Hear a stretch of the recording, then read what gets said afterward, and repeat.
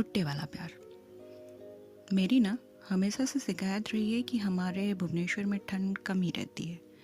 मतलब जब पूरा उत्तर भारत ठंड से कांप रहा होता है, हम लोग सिर्फ एक छोटे से स्वेटशर्ट में मैनेज कर लेते हैं। पर आज मैं खुश थी क्योंकि इस कम ठंड की वजह से बेचारा मेरा दोस्त बच गया था। मैं भी ना क्या ये ठंड वंड की बात लेके बैठ गई। असल में बात कुछ और ही थी और मैं आप लोगों को शुरू से बताती हूँ। क्योंकि सैटरडे की शाम थी तो इसलिए मैंने सोचा अपने दोस्त को फ़ोन कर लेती हूँ, अच्छे से बात हो जाएगी, आज वो फ्री ही होगा।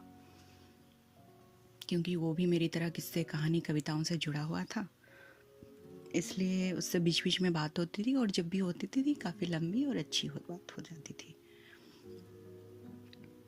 पर मेरे फ़ोन लगाने के बाद ही मुझे पता चला कि बेचारा आज अपने ऑफिस वाले समों से भी ज़्यादा बिजी था। क्योंकि ना बंदा निकला हुआ था भुट्टे की डिलीवरी के लिए।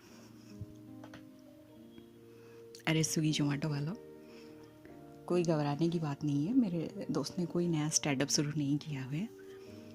वो तो बेचारा अपनी सवारी आप लोगों से भी तेज भुवनेश्वर के ओल्ड टाउन के पटिया से ये 18-20 किलोमीटर इतनी तेज़ इस ठंड की शाम में इसलिए भगा रहा था क्योंकि उसकी नाजुक सी भोली सी मासूम सी प्रेमिका ने ना भुट्टे की फरमाइश की थी कि उसे इस ठंड के शाम में गरम गरम भुट्टा खाने का मन कर रहा है।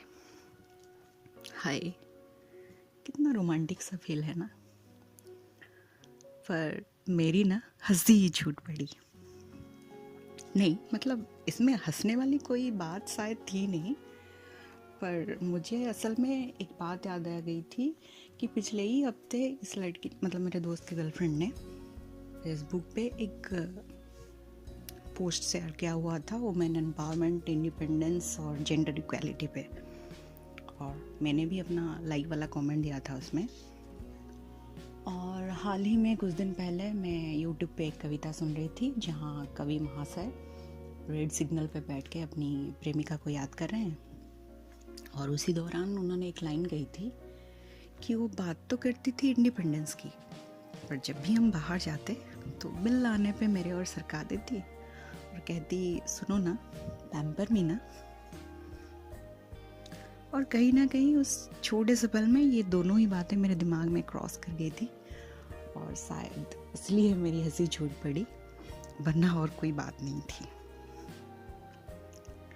शायद उस समय रेड सिग्नल देख के मेरा दोस्त रुकता कि नहीं मुझे पता नहीं, पर मेरी हंसी सुन के वो जरूर रुक गया था और पूछा क्यों, हंस क्यों रही है। मैंने कहा सुन, भुवनेश्वर के ना हर गली नुक्कड़ पे भुट्टा मिल जाता है। मेरे दोस्त ने कहा तेरा ना इसीलिए कोई बॉयफ्रेंड नहीं है, और उसने चिढ़ के फ़ोन ही काट दिया। कोई भी होता बंदा मेरे पे चिढ़ के फ़ोन काट ही देता हंसने पे। इवन मेरे घर पे भी मुझे यही सुनने को मिला कि इसमें हंसने की कौन सी बात है, तू ना समझ नहीं रही है, भुट्टा तो सिर्फ एक बहाना है। इसी भुट्टे के बहाने वो जरा सा दीदार, वो जरा सा नज़रों का मिलना, वो जरा सा उंगलियों का टच कर जाना, हाय कितना रोमांटिक है ना। ठंड के सामने गरम गरम भुट्टा, ओहो आ गई ना रोमांटिक वाली फीलिंग। और अगर कल को इसी भुट्टे के लिए किसी लड़के ने सारी लड़कियों पे उंगली उठा दी कि लड़कियां भुट्टा खाने के लिए मुलाकात का बहाना करती हैं, तो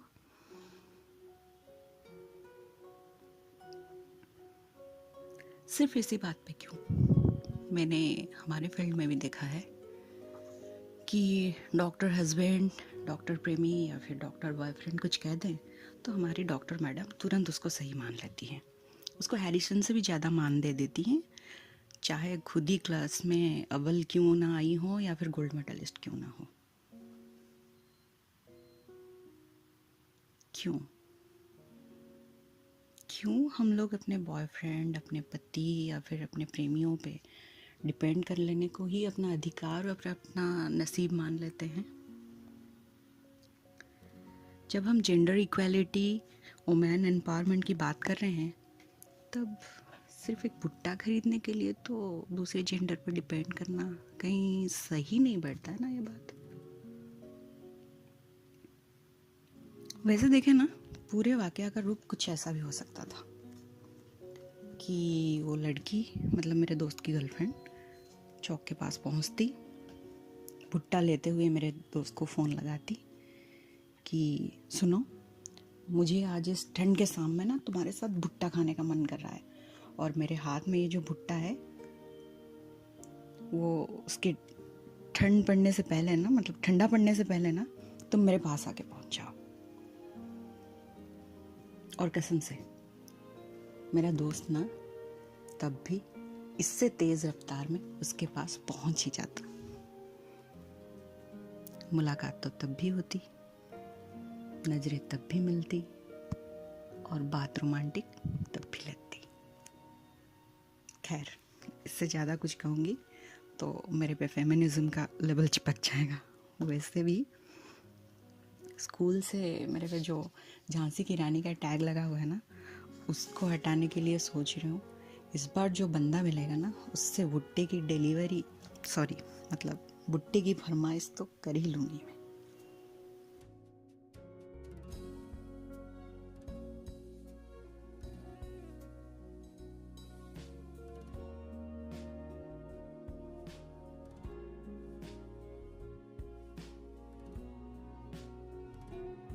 थैंक यू पूरे किस्से को सुनने के लिए।